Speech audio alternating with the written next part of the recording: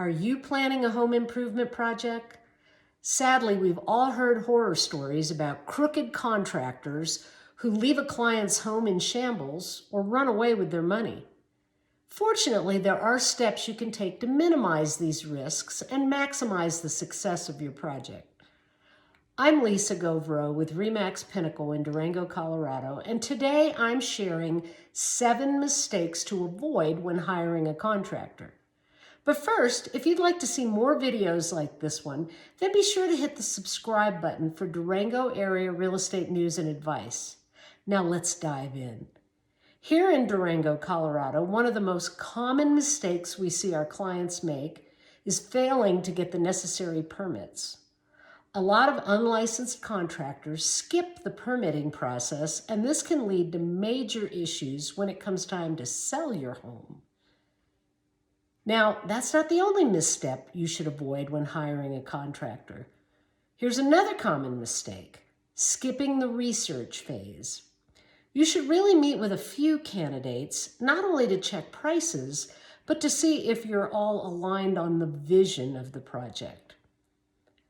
Also, choosing based solely on price. I mean, if somebody's cutting corners, you might just end up getting what you paid for. Neglecting to confirm credentials and insurance. Don't skip reference checks. That can be super helpful. Also, proceeding without a written agreement. Many of us like to do things with a handshake agreement, and it's friendly in the beginning, but if things start to go south, you won't have much recourse. Paying too much up front, or paying all of it up front.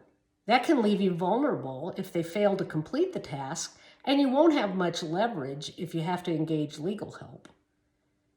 Ignoring red flags after the project has started. Sometimes listening to your gut. Again, it may start out friendly, but then if you feel trapped if the situation takes a negative turn. So if you're planning a home improvement project, I can help.